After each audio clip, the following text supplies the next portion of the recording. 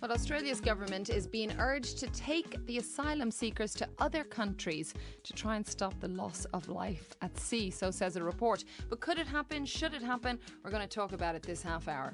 And could you do without the internet today? Many Malaysians are having an internet blackout day to protest curbs in online. And we'll also have full sport from Davy Donaldson. That'll be coming up this half hour. And the influence of Helen Gurley-Brown, veteran editor of Cosmopolitan, the women's magazine, died today at 90. But first. Over the past couple of days, we've been reporting on the challenges ahead for Somalia. The country's members of parliament are due to elect a new president next week in Mogadishu. It's a move that is hoped will finally finish a process started 8 years ago. If it works, Somalia should have brand new institutions and a new centralized authority for the first time in 2 decades. But Somali politicians have missed crucial deadlines in the past, so will they be able to deliver the goods this time? Well, Abukar Arman is Somalia's special envoy to the United States. He joins us live from Columbus, Ohio. Abubakar, is there any chance that Somali deputies will elect a new president next week? I think, yes. That is set, and they have the quorum already. And I think there will be election through the parliament to elect a new president. Most people are saying that there's going to be a bit of horse trading, so it won't actually happen next week. No, most likely it is going to happen by next Monday, the 20th of August. Really? Well, you write extensively as an analyst, and in one of your pieces you say that the new parliament should be strong enough to put the country back on track and to ward off outside interference. What exactly are your concerns?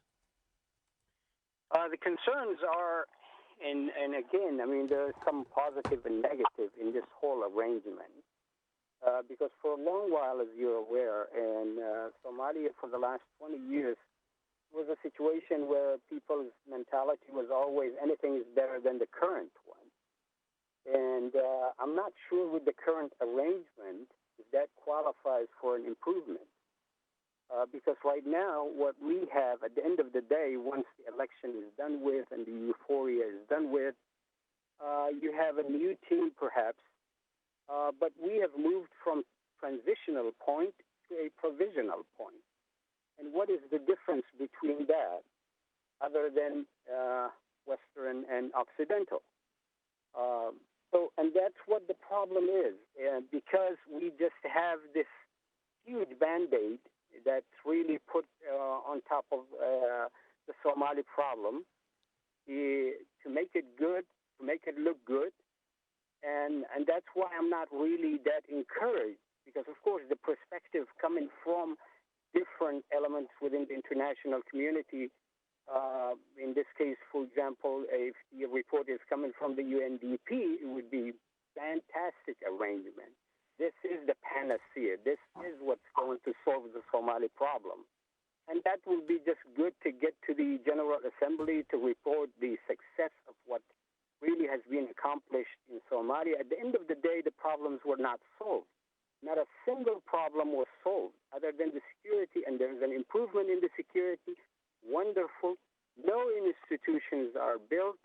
What you will get at the end of the transitional period is a provisional period where the government and any small entity that claims itself as a government and any person who claims himself, and all of them are male, are going to be able to sign contracts with anyone that they want in the world, to request loans from anybody that they want.